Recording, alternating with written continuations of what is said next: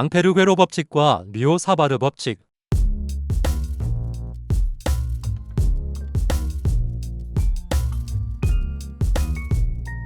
전자기학에서 자기장을 구하는 공식에는 크게 앙페르 괴로 법칙과 비오-사바르 법칙이 있습니다.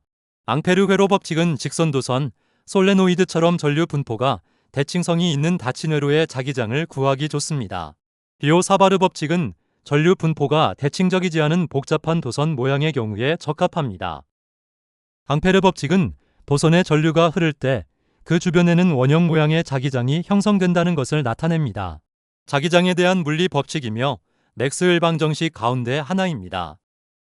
이의 공식은 무한히 긴 직선 도선의 전류가 흐를 때 그 주변의 자기장의 크기를 구하는 앙페르 괴로 법칙의 계산 공식입니다. 무한한 직선 도선 주변의 자기장은 도선을 중심으로 둥근 모양으로 맴돕니다. 이 원의 둘레가 바로 이파이알입니다.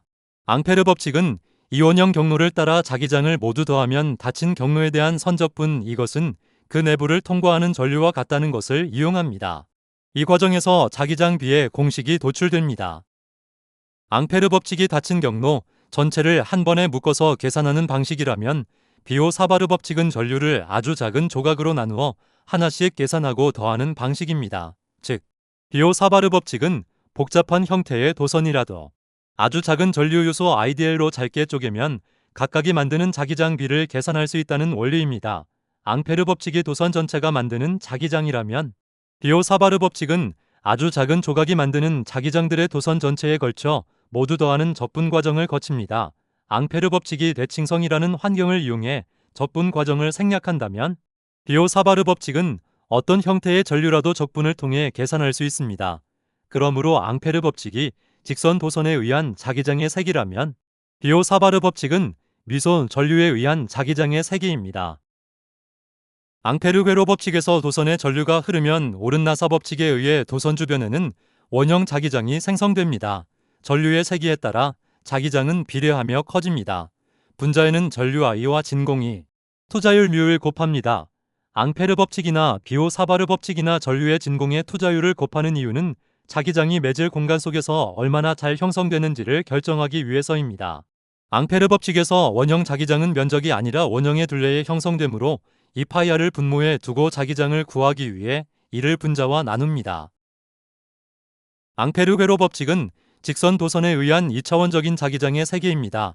이 공식은 무한히 긴 직선 도선의 전류가 흐를 때 도선으로부터의 거리 r만큼 떨어진 지점에서의 자기장을 나타냅니다. 자기장의 세기는 전류의 세기에 비례하며 거리에 반비례합니다. 직선 도선이지만 자기장은 2차원 원형 모양을 형성합니다. 자기장은 원의 면적 파이알 제곱이 아닌 원의 둘레 2파이알로 나누는데 자기장은 원의 면적이 아닌 둘레에만 형성되기 때문입니다. 전류에는 투자율을 곱하는데 투자율은 상대 투자율이 아닌 진공의 투자율입니다. 즉, 진공 상태에서의 자기적 관계를 정의하기 위한 표준식입니다. 비오-사바르 법칙은 미소전류 IDL에 의한 3차원적인 자기장의 세기를 나타냅니다. 이 공식은 아주 짧은 길이 DL 도선에 흐르는 전류가 특정 지점에 만드는 미세한 자기장 기비를 구하는 법칙입니다. 도선의 모양이 굽어 있거나 복잡하더라도 아주 작은 부분으로 나누어 이들을 모두 합치면, 즉 적분하면 전체 자기장을 구할 수 있습니다. 비오-사바르 법칙은 앙페르 법칙과 공식은 유사하지만 차이점은 DL이라는 도선을 아주 짧게 쪼갠 미소전류 요소들이 곱해집니다. 앙페르 법칙은 적분 경로를 항상 자기장과 같은 방향으로 잡게 때문에 코사인 영도는 1이 되어 각도 성분이 사라집니다. 반면 비오-사바르 법칙은 전류와 거리 벡터의 외적을 사용하므로 두 벡터 사이의 각도에 따른 성분인 사인 세타가 필요합니다. 즉, 도선이 휘어져 있다면 각도가 다를 수 있습니다. 사인 세타가 1이 되는 경우는 전류의 방향과 관측점까지의 위치 벡터가 서로 90도로 수직일 때입니다. 이때 자기장이 극대화됩니다. 앙페르 법칙은 내적을 사용하므로 수평일 때 최대이고 비오-사바르 법칙은 외적을 사용하므로 수직일 때 최대입니다. 이들 내적과 외적의 성분은 다릅니다. 앙페르 법칙이 분모가 원의 둘레인 2파이알이었다면 비오-사바르 법칙은 9의 표면적인 4파이알 제곱입니다. 앙페르 법칙은 선을 따라 자기장이 형성되어 거리에 반비례하지만 비오-사바르 법칙은 공간 전체에 자기장이 퍼짐으로 거리 제곱에 반비례합니다. 비오-사바르 법칙은 본래 형태는 위와 같습니다. 즉, 분모의 4파이R 제곱이 아니라 4파이R 세제곱의 형태입니다. 이러한 이유는 스칼라가 아닌 벡터 형식으로 표현했기 때문입니다. 이때 분자에 있는 R은 위치 벡터입니다. 위치 벡터는 방향, 정보와 거리 R이라는 두 가지 정보를 모두 가지고 있습니다. 벡터 형식의 거리 R에는 위치 벡터와 단위 벡터가 있습니다. 위치 벡터를 분자에 사용하면 거리 R 성분이 하나 더 추가됩니다. 그러므로 분자에 추가된 거리 R을 상쇄하기 위해 분모에도 똑같이 거리 R을 곱해주어야 하므로 결과적으로 분모가 R세제곱이 됩니다.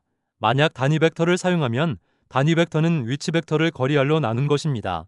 그러므로 단위 벡터를 사용하면 분모는 R제곱으로 표현됩니다.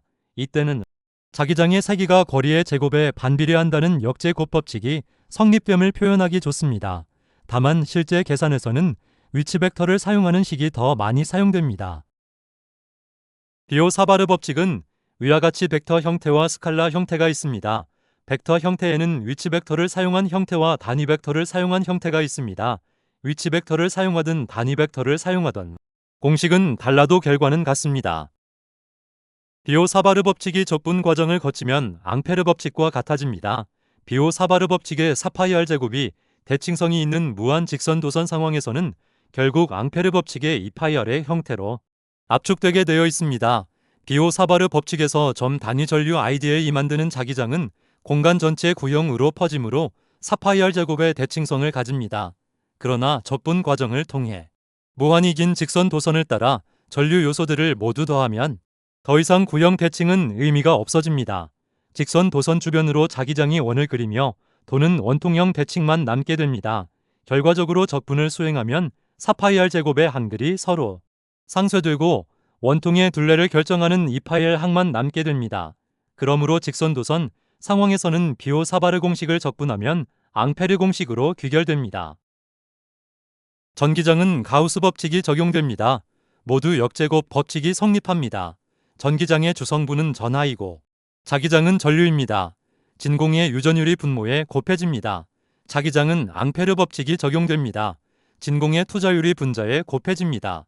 전기장은 유전율이 분모에 있는 이유는 유전율이 커질수록 전기장이 약해집니다. 자기장은 투자율이 분자에 있는 이유는 투자율이 커질수록 자기장이 강해집니다. 자기장을 알면 자기력도 구할 수 있습니다. 즉, 자기장 안에 놓인 물체가 받는 힘인 자기력 F를 계산하게 됩니다. 앙페르 법칙이나 비오-사바르 법칙을 통해 구한 자기장을 통해 자기력을 계산하는 방법에는 로런츠 힘과 앙페르 힘이 있습니다. 로런츠 힘은 전하량 Q를 가진 입자가 속도 V로 자기장 비속을 움직일 때 받는 힘입니다. 전하의 속도 벡터와 자기장 벡터의 외적입니다. 즉, 전하가 자기장의 수직으로 움직일 때 가장 큰 힘을 받습니다. 입자 가속기에서 입자가 회전하는 원리가 로런츠 힘입니다. 앙페르 힘은 전류 I가 흐르는 도선 길이의 자기장 비속에 있을 때 받는 힘입니다. 로런츠 힘과 마찬가지로 도선이 자기장과 수직일 때 힘이 최대가 됩니다. 전동기 모터가 회전하는 원리가 바로 이 자기력을 이용한 것입니다.